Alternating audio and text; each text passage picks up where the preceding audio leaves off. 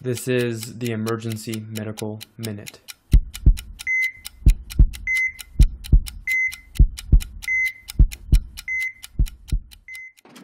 Let's talk about banana bags, because there was a bunch of discussion recently within our group about what we're doing with banana bags. So I wanted to just address a couple of myths about the banana bag. So number one, does giving IV fluids to people who are intoxicated in the emergency department speed up their sobriety or improve their health or shorten their length of stay or make them, get ready quicker for discharge would be my first question. And poll, no, you're right. So giving IV fluids to people who are drunk does not change how quickly they metabolize their alcohol. It won't make them go home any faster. So unless someone is clinically dehydrated or needs volume for that for another reason, there's really no reason to do that. Number two, do we need to give folate to people who are chronically alcoholic and malnourished in the emergency department? Potentially, and why? What's the problem with not having folate?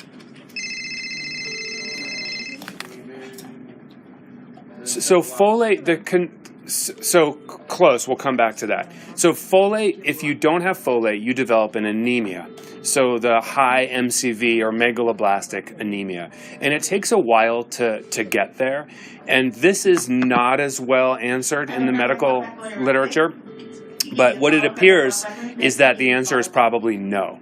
One study in 2008 in a large emergency department basically checked multiple different vitamin levels, including folate levels, in patients who are intoxicated in a large urban academic medical center. And what they found was not one single patient had low serum folates. And so I don't routinely give folate. It's not associated with any emergently reversible condition, unlike what James is talking about, which is thiamine. So then we come to thiamine. So what's the problem? Why do we give alcoholics thiamine? It helps process B12, right? Good point. So thiamine is involved in multiple different processes, but the main concern with thiamine is if you don't have it is the risk of developing this Wernicke's encephalopathy, which is the classic, brain injury associated with low thiamine levels, which, if untreated, ultimately is associated with this Korsakoff psychosis, which is this pretty profound sort of dementia and persistent altered mental status in folks with thiamine deficiencies. And thiamine deficiency is very real. The question is the 100 of thiamine that we get in a banana bag adequate or helpful? And the answer there is probably not. So if you have Wernicke's encephalopathy or Korsakoff psychosis, the dose is 500 of thiamine multiple times a day. So the 100 of thiamine is probably kind of a drop in the bucket, like when we give the person with a K of 2.9, 10 of IVK, which really doesn't do anything.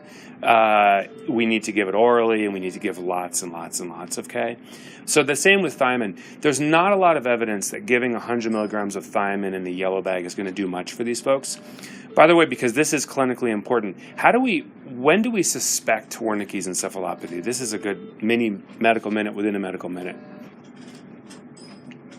So it's sort of a classic triad, and so they'll have altered mental status, ataxia, so gait disturbance, and then classically ocular motor findings. So the patient may complain of double vision or altered vision, and the classic finding is bilateral sixth cranial nerve palsies is kind of the classic finding, but really they can have any oculomotor complaint. So they'll have ocular motor paralysis classically. So it can be tricky to find if you don't look for it in your intoxicated patients. So lastly, multivitamins. And do we need to give patients the multivitamin, which is the banana in the banana bag, right? That's the yellow color of the banana bag. Does anybody know about that?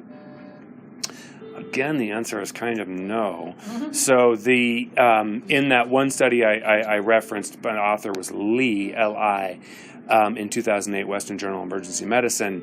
What they found was vitamin B12 levels, which is a sort of a surrogate marker for these vitamin deficiencies, were normal in this large sort of urban trauma center cohort of intoxicated patients. So in summary, it's probably unnecessary. In patients who presents with oculomotor palsies, altered mental status, gait abnormalities, and we're worried about Wernicke's encephalopathy, we need to treat that very aggressively, and they need lots of thiamine, and that's a very, very serious, potentially lethal condition that needs to be recognized. Outside of IV thiamine, what's in a yellow bag is probably not of great value to our patients. So thank you. Emergency Medical Minute is and always will be about free medical education. Medicine's most prolific podcast is successful because of our supporters, donors, and of course, our listeners. Please like us on Facebook and follow us on Twitter. And if you support spreading free medical education, please donate at our website, emergencymedicalminute.com. As always, keep listening.